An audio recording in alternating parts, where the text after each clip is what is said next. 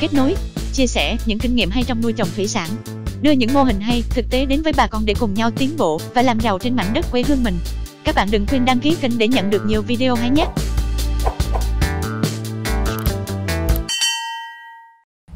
Kính thưa bà con và các bạn, thì lâu nay do cái tình hình dịch bệnh Covid-19 nó rất phức tạp, cho nên cái kênh Trang Tin Thủy Sản cũng ít ra cái video để chia sẻ cùng bà con. Thì hôm nay tình hình dịch nó cũng hơi lắng xuống rồi, thì mình có đến chỗ farm nuôi tôm của anh Đỗ Minh Hải.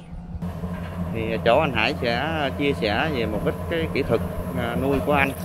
Thì trong thời gian này anh nghiên cứu và anh đang đưa một cái quy trình nuôi mới. Thì qua cái giai đoạn 1 là từ tôm ương cho đến khi sang qua cái giai đoạn 2 thì tôm của anh phát triển nó rất là tốt. Thì cái kỹ thuật này anh làm như thế nào? Mời bà con và các bạn cùng tham khảo.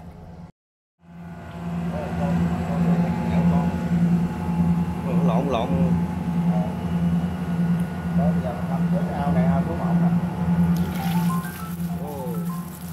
Hôm nay là nó được 1 tháng 3 ngày nè, 33 ngày đó. 33 ngày ha.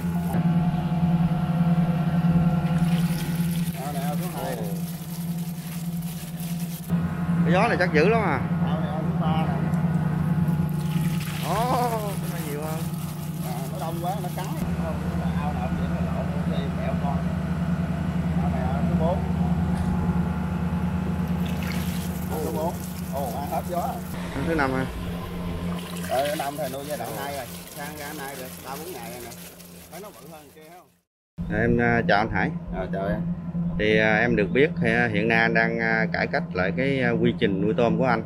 Thì xin anh chia sẻ đến cho bà con nuôi tôm của mình hiểu rõ hơn và nắm bắt được những cái quy trình nuôi tôm cho nó hiệu quả.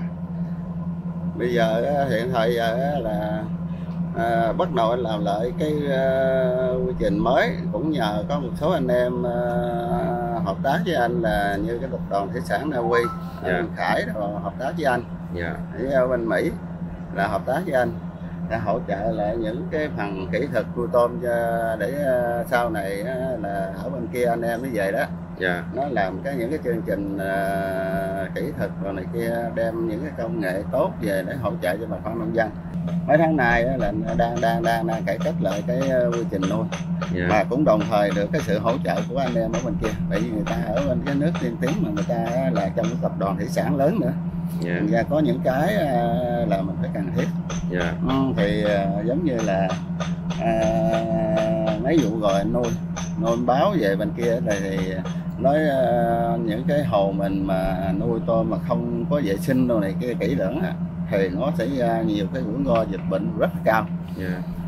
Thì anh em ở bên kia nó nhắc nhở mình là cái phần đầu tiên nhất là cái phần vệ sinh. Vệ sinh ao hồ mình kỹ lưỡng. Phần thứ hai là phải chọn giống, thả giống là đầu tiên, rồi tới cái phần vệ sinh. Hai khâu đó là hai cái khâu quan trọng. Ví dụ như cái phần đầu tiên thì nói về vấn đề xử lý nước với thả tôm, thì nói tất cả những cái bà con anh em nông dân của ở Việt Nam mình nói cái phần xử lý nước thì hình như là hầu như là ai cũng đã biết hết rồi. Cho nên là cái phần đó mình không cần hướng dẫn. Còn tới cái phần thả giống, chọn giống, thả giống thì mình nhắc nhở anh em bà con mình. Hiện nay là theo mình biết cái nguồn giống ở thị trường Việt Nam là có rất là nhiều cái nguồn giống, mà nguồn giống hiện giờ là nuôi có thể là nói tương đồng với nhau hết. Như cái giống này anh thả cái giống STS, cho nên cái phần giống là mình phải chọn lọc cái nguồn giống cho tốt, là cái thứ nhất. Cái thứ hai là mình phải đem đi mình xét nghiệm không xét nghiệm là thua á. Bởi vì là những cái trại giống mà khi mà nó sản xuất ra con giống mà nó bị ô nhiễm rồi, hoặc giả là nó đưa mình là trong cái con giống nó bị mầm bệnh rồi, là chắc chắn cái bầy giống đó bà con nông dân mình thua. Nuôi là thua chắc 100%. Đó là cái thứ nhất. Cái thứ hai nó khi mình thả con giống rồi là cái quá trình mình quản lý cho ăn. Ví dụ như mình thả vô rồi mình cho ăn 100.000 con boss đó, mình cho ăn một ngày đầu tiên đó là một cử là 100 g cho 100.000 con boss. Mình thả bao nhiêu trăm ngàn thì mình tính nhân lên. Một ngày mình cho ăn 5 cử, hiện giờ mình cho ăn 5 cử. Đó thì mỗi một ngày mình tăng 10% thôi. Cái quy trình mới là anh nghiên cứu lại đó, là mỗi ngày mình tăng 10%, tới ngày thứ 10 Bắt đầu em bỏ nhá, em qua cho ăn số 1 đó, thì bắt đầu là 10 ngày là bắt đầu mình tiến hành là cái khâu vệ sinh rồi đó. Thì cái tới cái giai đoạn mình cho ăn cái tới 10 ngày đó thì bắt đầu cái môi trường mình bắt đầu nó xuất hiện dơ rồi, thì bắt đầu mình tiến hành cho cái khâu vệ sinh. Thứ nhất là mình cho nó vệ sinh là chùi rửa những cái ống oxy nano, những cái chân rùa rồi thì kia cho sạch sẽ, nói chung là chùi hết trong cái hồ mình. Đó, như hồi nãy mình làm là mình cũng hướng dẫn cho bà con thực tế đó, 2 đứa nó chùi, một đứa nó dùng cái hút nó đâu tốn tiền gì đâu, mình chỉ dùng cái ống 60 lò xo đó, mình làm cái tay nó ra như nó chổi vậy thôi. Rồi mình cầm cái cán này mình đi mình đẩy gà là nó hút ra hết rồi, đâu có tốn tiền bạc gì để mình chỉ mướn công nhân thôi.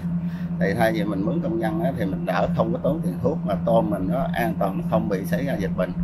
Đó, cho nên là cái quy trình anh làm lại hướng dẫn cho bà con, cái quy trình mới này á, là chỉ có 5 ngày là anh vệ sinh một lần. Thứ nhất là cái nấm đồng tiền nó không xuất hiện kịp này. Thứ hai á, là những cái cặn bã cho tôm ăn để cho thức ăn thừa rồi đó, nó không đánh hết ra ngoài cái hố siêu phong.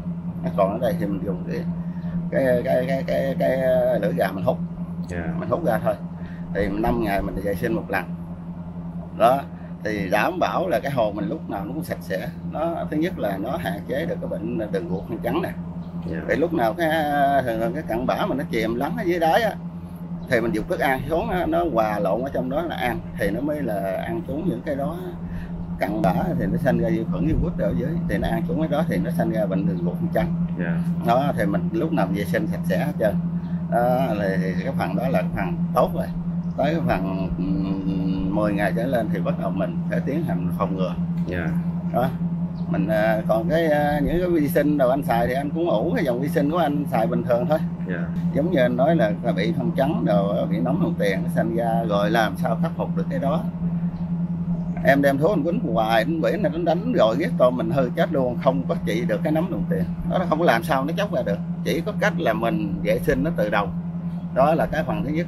Phần thứ hai mà mình bị khí độc rồi chết, tôm lột xác ra nó chết rồi nó rớt cục thịt rồi này kia, là đa số nó bị khí độc ở dưới. Đó là do cái cặn bã nó đóng dưới lâu ngày, nó hấp thu, nó ấp ủ dưới, nó thành cái khí độc. Thì mình chú trọng khâu vệ sinh là em hạn chế được 2 cái phần đó, đúng không? Cái phần thứ nhất là em vệ sinh sạch sẽ là nó ít có bệnh đường ruột, ít bị phân trắng. Phần thứ hai thì em vệ sinh sạch sẽ nó không bị khí độc, là em hạn chế được 2 cái rủi ro. Cái rủi ro thứ ba nữa là em chăm nước. Chăm nước là đa số bà con nông dân mà chăm nước không mà làm vô là nó bị sốc môi trường, là con tôm không cứu được, là nó hư gan, nó bể gan rồi nó chết đồng loạt là mình cứu kịp. Cho nên là nhắc nhở cái khâu kỹ thuật đó thôi. Ví dụ như chăm nước, chú trọng đến phần chăm nước thì làm sao cho cái đường nước nó tiên nhỏ ra. Ví dụ mình cắt cái ống dày ra, mình chia ra, cắt ngàm cho nó chảy đều ra, nhỏ nhỏ theo quạt để đi. Chăm nước vẫn nhiều nhưng mà cắt ngàm chia nhỏ cái lượng nước nó xuống hồ nhỏ lại, cái lượng nước mà đừng nó tống cái dòi mạnh xuống quá, tôm bu lại đó là nó sẽ bị sốc. Rồi 3 cái phần đó phần quan trọng rồi. Phần thứ tư là bắt đầu tới cho ăn phòng ngừa gan ruột. Người ăn ruột bắt đầu 10 ngày là em tiến hành phòng ngừa. Nhưng mà anh nhắc nhở là cái thuốc á, là phải chọn lọc cái dòng thuốc mà nó phòng ngừa được cái ruột đó, là nó phòng luôn được phân trắng thì nó rất là khó. Cho nên đó là mình xài có khi cái vụ này mình xài thuốc này nó tốt, nhưng mà vụ sau mình xài không tốt là do cái môi trường của mình nó khác, thay đổi môi trường nó khác rồi. Thì mình phải thích nghi cái lúc đó chọn lọc cái thuốc nào mà cho nó thiệt tốt mà nó phòng ngừa được cái đường ruột mà ngừa luôn phân trắng. Đó thì con tôm đó, mình nghiên cứu qua kỹ là cũng nhờ anh em nó hỗ trợ. Con tôm đầu tiên đó, nó ăn cái thức ăn vô đó, thì nó có cái bao tử ở trên để nó chứa đựng cái thức ăn lên đó. Cái bao tử nó tốt thì bắt đầu nó mới là bắt đầu thải ra cái phần, nó chạy xuống đường ruột thì bắt đầu là nó hấp thu dinh dưỡng từ trên cái bao tử nó xuống đường ruột, nó đào thải cái phần ra. Thì mình phải cho ăn thuốc là phòng ngừa cái đường ruột, là trong đó cái bao tử này nữa nè. Nó thành ra sau này anh nhờ anh em đó là nó phân tích ra cái đó, nó gửi thuốc. Rồi cuối cùng tôi đi Tấn mình đó, là tôi Tấn về ở Việt Nam bà con mình biết nhiều rồi, nó hiện giờ đang về Singapore thì nó tìm được cái thuốc đó mà giá cả nó phải chăng nó rẻ. Thì hiện nay là anh kêu Tuấn nó nhập về đó là anh bắt đầu 10 ngày cho ăn ngừa đó, ngừa cái phòng ngừa đường ruột trắng. Là hiện giờ là cho ăn cái đó không, là tới nay là cái hôm nào mà mình thấy cái gan nó hơi xấu thì mình sẽ sử dụng cái dòng thuốc gan cho ăn 3 ngày, là bắt đầu mình ngưng là mình cho ăn cái đó, ăn cái thuốc phòng ngừa đường ruột trắng luôn. Thì cái thuốc nó hiệu quả cực kỳ luôn, nhưng mà Tuấn nó mới gửi về, nó ở Singapore, nó gửi về cho anh có 600 hộp thôi. Mà anh nói chung là đưa cho anh em là người ta sử dụng là nhiều người, nó giống như thằng Dũng rồi thằng Nhanh ở Đông Hải là tụi nó bị phân trắng, là nó cho ăn trong vòng 3-4 ngày là hết, mà ăn hết rồi. Tôm ăn mạnh cực kỳ luôn, mà em phòng ngừa đó là tốt nhất luôn, cho ăn mình ngừa thấy không? Ăn mình ngừa là tôm lúc nào cũng mà ăn mạnh gầm mà đường ruột nó cực kỳ tốt. Thì mấy cái dòng thuốc mà để mình áp dụng cho cái quy trình mới của mình đó, là mình tìm ghê lắm, tìm kỹ lưỡng lắm. Mình cũng có nhờ nhiều anh em ở các cái nước tiên tiến, người ta hướng dẫn nè, người ta hỗ trợ mình cái phần kỹ thuật, rồi người ta tìm thuốc men về cho mình đó, là để sau này anh em ở bên kia nó về nó làm cái chương trình hỗ trợ cái phần kỹ thuật hỗ trợ nông dân nữa. Anh em có thể những cái công nghệ mới rồi những cái dòng thuốc men đề kháng rồi tốt về nó hỗ trợ cho anh em bà con. Cho nên cái giai đoạn đó là em phải ngừa thuốc, phòng ngừa thuốc giai đoạn 1 cho đến khi tới 30 ngày tuổi. Em sang qua giai đoạn 2 thì tới đây anh hiện giờ anh làm cái chương trình này thì tới đây mới tới là 33 ngày thôi, con anh hiện giờ là 31 ngày. Mà nó cực kỳ tốt, tốc độ tăng trưởng nó rất là tốt. Mà cái quy trình này mình anh áp dụng này là 300 con mấy vuông ha. Mình gió này chắc dữ lắm à. Cái thuốc này, còn cái thuốc nó cực kỳ hay. Nó nhiều hơn. Nó đông quá nó cắn nhau rồi nè. Mới đây muốn hết thức ăn là nó muốn hết rồi. Kính thưa bà con và các bạn, thì đây là một cái quy trình nuôi mới của anh Hải. Anh mới thử nghiệm đã đạt hiệu quả trong cái giai đoạn 1. Thì cái phần tiếp theo của cái chương trình mà hỗ trợ kỹ thuật nuôi tôm cho bà con thì chỗ anh Hải sẽ chia sẻ lại cái quá trình nuôi thử nghiệm của anh trong cái giai đoạn 2 như thế nào. Mời bà con và các bạn đón theo dõi.